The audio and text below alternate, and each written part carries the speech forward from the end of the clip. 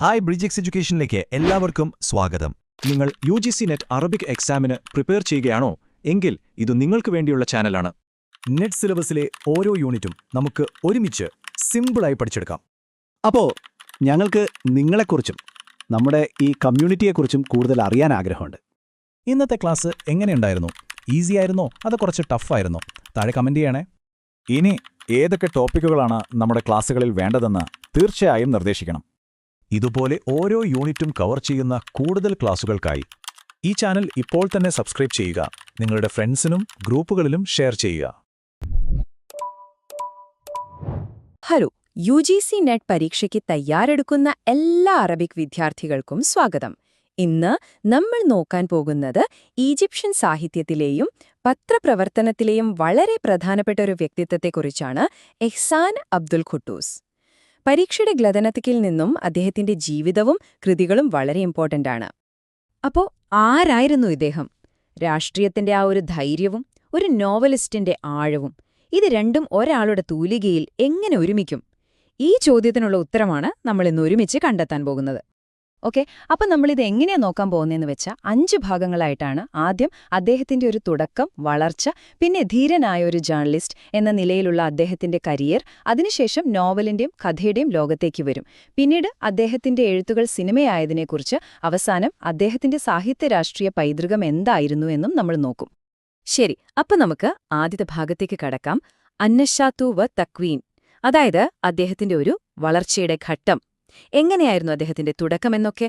കാരണം ഒരാളുടെ കുട്ടിക്കാലമാണല്ലോ അയാളുടെ ഭാവിയെ രൂപപ്പെടുത്തുന്നത്. അപ്പോ 1919 അദ്ദേഹം ജനിക്കുന്നത് കേരോയിലെ അബ്ബാസിയയില്. അദ്ദേഹത്തിന്റെ ജീവിതത്തിലെ ഏറ്റവും വലിയൊരു ഇൻഫ്ലുവൻസ് എന്ന് പറയുന്നത് അമ്മ തന്നെയായിരുന്നു. പ്രശസ്തയായ ഫാത്തിമ അൽ യൂസഫ്, നമ്മൾ റോസ് അൽ യൂസഫ് എന്ന് കേട്ടിട്ടുണ്ടാവും. അദ്ദേഹം നിയമമാണ് പഠിച്ചതെങ്കിലും അദ്ദേഹത്തിന്റെ എഴുത്തിന് ശരിക്കും സ്വാധീനിച്ചത് ഗീതെ മോപ്പാസാങ്, ബെർണാഡ് ഷാ പോലെയുള്ള യൂറോപ്യൻ സാഹിത്യകാരന്മാരായിരുന്നു. ഇനി നമ്മൾ അദ്ദേഹത്തിന്റെ ജീവിതത്തിലെ അടുത്ത കുറച്ചുകൂടി ഒരു ഡ്രമാറ്റിക് ആയ ഘട്ടത്തിലേക്കാണ് പോകുന്നത്. ധീരനായ ഒരു പത്രപ്രവർത്തകനും രാഷ്ട്രീയക്കാരനുമായി അദ്ദേഹം മാറിയ ആ ഒരു കാലഘട്ടം. വർഷം 1945. ഈ ഒരു വർഷം അദ്ദേഹത്തിന്റെ പത്രപ്രവർത്തന ജീവിതത്തിൽ ഒരു ടേണിംഗ് പോയിന്റായിരുന്നു. ഒരു ഭയവുമില്ലാത്ത ജേർണലിസ്റ്റ് എന്ന പേര് അദ്ദേഹത്തിന് കിട്ടാൻ കാരണമായ ഒരു സംഭവം നടന്നത് ഈ വർഷമാണ്. ഈ മനുഷ്യൻ പോകാൻ ഇഷ്ടപ്പെടുന്നു. ഇതായിരുന്നു അദ്ദേഹം എഡിറ്ററായിരുന്ന റോസ് അൽ യൂസഫ് മാഗസിനിൽ വന്ന ഒരു ലേഖനത്തിന്റെ തലക്കെട്ട്. ഈജിപ്ഷ്യൻ രാഷ്ട്രീയത്തിൽ അതൊരു വലിയ കൊടുങ്കാറ്റ് തന്നെയാണുണ്ടാക്കിയത്. ഇത്രയും ധൈര്യമായിട്ട് എഴുതിയതിന്റെ ഫലം എന്തായിരുന്നുവെന്നറിയാമോ? ജയിൽവാസം.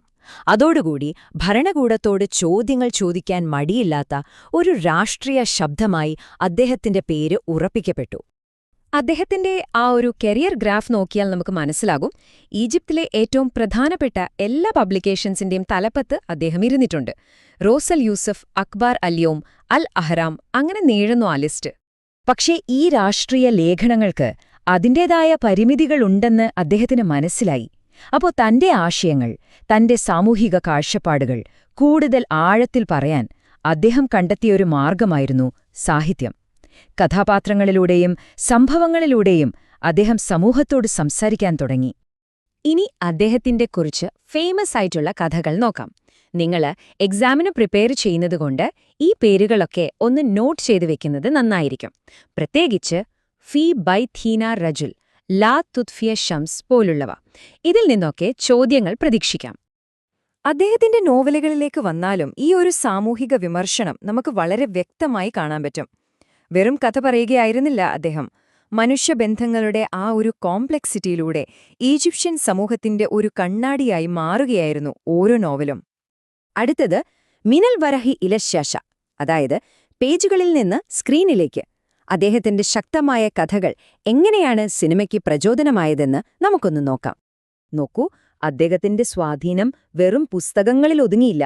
അൽ വിസാദത്തുൽ ഖാലിയ, അനാഹുറ, ഇതൊക്കെ ഈജിപ്ഷ്യൻ സിനിമയിലെ ക്ലാസിക്കുകളാണ്. ഇത് കാണിക്കുന്നത് എന്താണെന്ന് വെച്ചാൽ അറബ് കൾച്ചറിൽ എത്രത്തോളം ഇമ്പാക്റ്റ് അദ്ദേഹം ഉണ്ടാക്കിയെന്നതിന്റെ ഒരു വലിയ തെളിവാണിത്.